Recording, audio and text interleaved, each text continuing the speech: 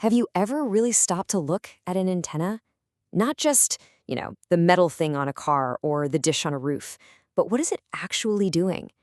Well, it turns out antennas are kind of like sculptors. They're shaping invisible energy into these incredibly precise forms. And today, we're going to dig into the fundamentals behind that shape. So let's just jump right in with the big question. How does a simple piece of metal take a signal and focus it so perfectly? How does it send it exactly where it needs to go, whether that's across the room to your phone or thousands of miles away to a satellite? All right, to figure that out, we're going to walk through 5 key ideas. We'll look at what a signal's shape even is, how we can map it out, break down its anatomy, figure out how to measure its power, and then finally, why any of this matters in the real world. Okay, let's get into our first concept, the shape of a signal. The big idea here is to stop thinking about the physical antenna itself and start picturing the energy that's radiating away from it. Probably the best way to visualize this is to think of an antenna like a flashlight.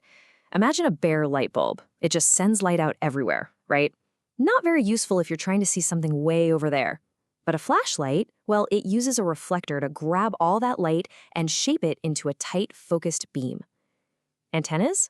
They do the exact same thing, just with radio waves. So if antennas are busy creating these invisible shapes of energy all around us, how in the world do we actually see them? Well, let's jump into our next section and see how engineers map out this invisible world. The tool they use is called an antenna radiation pattern. Now, the official definition sounds, a little complex, but honestly, all you need to know is that it's just a map. It's a picture that shows us exactly how strong the signal is in every possible direction around the antenna. And this is just a brilliant illustration of what we're talking about. This is a full 3D radiation pattern. See, the distance from the very center to any point on the surface of the shape tells you the signal's strength in that one direction. And you can see right away it's way stronger in some directions than others. Now, you can imagine, trying to work with a complicated 3D shape like that all the time would be pretty tough. So for day-to-day analysis, engineers usually just take a 2D slice of that pattern. It's kind of like cutting an apple in half to see the core. It just gives them a much clearer, more measurable picture to work with. Okay, now this is where it gets really interesting. It's all about how you choose to look at that 2D slice. On the left, you've got a linear plot. It's great. It clearly shows you the main direction the signal is going. But now look at the plot on the right. This one uses a logarithmic scale, or decibels. And suddenly, whoa, all of these smaller, weaker signals just pop right into view. And this is absolutely crucial because those little signals can actually cause interference. So engineers have to be able to see them clearly to make them as small as possible. Those smaller signals we just uncovered, they're super important. So let's move on and actually break down the anatomy of these radiation patterns. So any radiation pattern is basically made up of what we call lobes. The big one, the one pointing where you actually want the signal to go, that's the major lobe, or the main beam. Just think of it as the bright, focused center of our flashlight beam. All the other little ones, the minor, side, and back lobes, they're like that faint, fuzzy light that spills out in directions you don't really want it to go. So it's pretty simple. The goal for the major lobe is to point it in exactly the right direction and make it as strong as possible. And for all those minor lobes, the goal is to make them as tiny as you can, because they're just wasted energy that can cause that interference we talked about.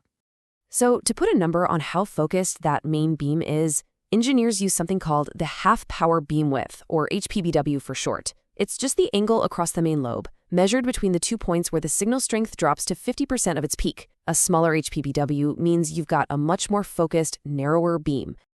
Okay, so now we know how to describe the shape, but how do we actually measure its performance?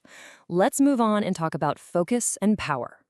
If we want to say how good an antenna is at focusing its energy, we have to have something to compare it to, right?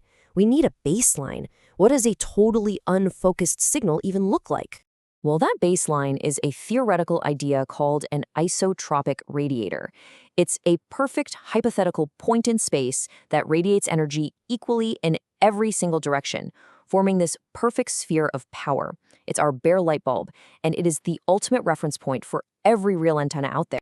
And that brings us to our first really key performance metric, directivity. It's basically just a number that tells you how well an antenna concentrates energy compared to that perfect isotropic radiator. So our isotropic source, the light bulb, has a directivity of exactly 1.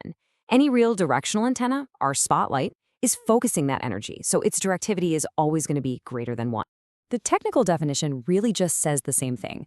Directivity is the ratio of how intense the signal is in its strongest direction versus what its intensity would be if you just spread that same amount of power out evenly in all directions, just like our perfect isotropic sphere. But there's a small catch. Directivity is purely about geometry. It only describes the shape of the signal. It kind of assumes your antenna is 100% efficient. But what happens in the real world, where you always have some energy that's lost as heat right in the antenna itself?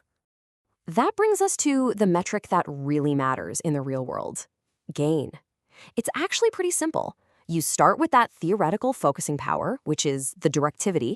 Then you just subtract out any power that gets lost because the antenna isn't perfectly efficient. And what you're left with is the gain. So gain is what you actually get, while directivity is what you could theoretically get in a perfect world. Okay, enough theory. Let's make this all really concrete in our final section and see why these antenna shapes matter so much in the devices that we use every single day. Just think about a satellite dish versus your Wi-Fi router at home.